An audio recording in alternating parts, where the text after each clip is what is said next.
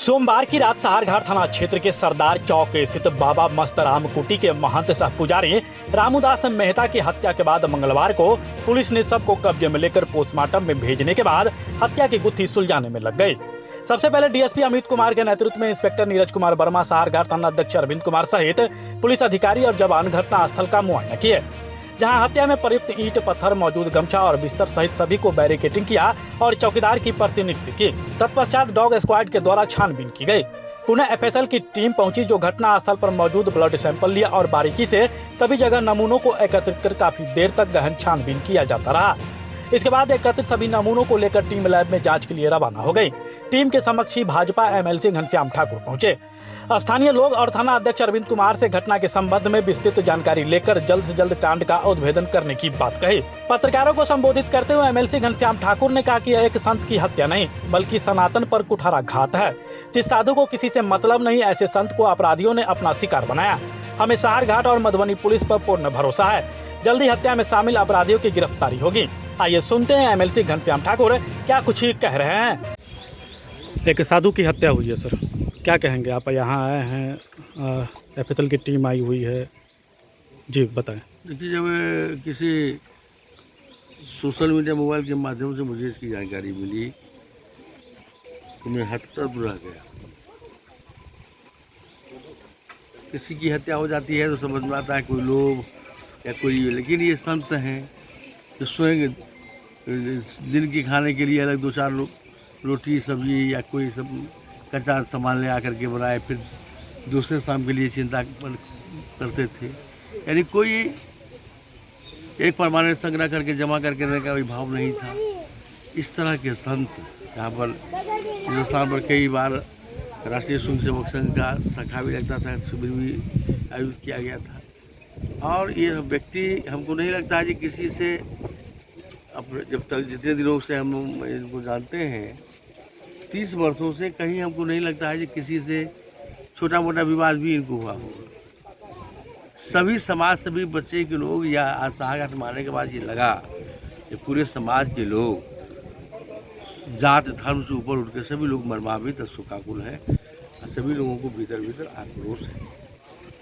सभी लोग चाहते हैं कि दोषी शीघ्र प्रशासन के सामने में आवे, लेकिन जिस प्रकार से ये घटना अपराधियों ने घटित करके प्रशासन को चुनौती दी है, हमारे सभी प्रशासन के लोग, पुलिस प्रशासन के लोग पूरी मुस्तैदी के साथ, पूरे तत्परता के साथ लगे हुए हैं।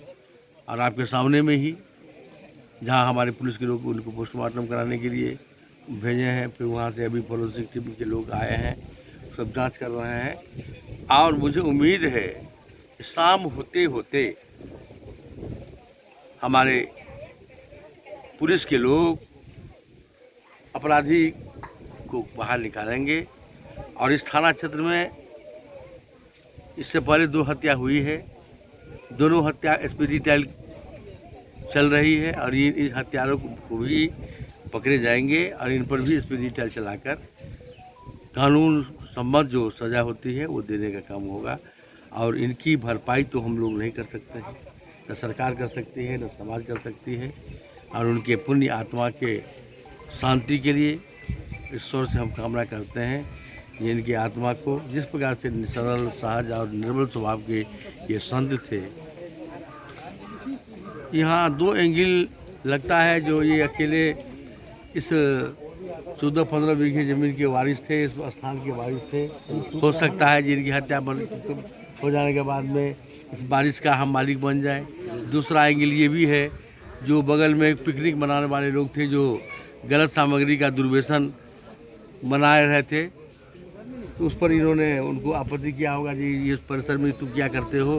हो सकता है जब वो लोग खाना पीना खा करके मौज मस्ती में आए होंगे, दिमाग गर्म हुआ होगा, तो होता बस आकर के उन्होंने आवेश में आकर के या आक्रोश में आकर के, या उनकी रणनीति रही हो, ये तो अनुसंधान का विषय है, उसमें हमारे पुलिस के लोग लगे हुए हैं।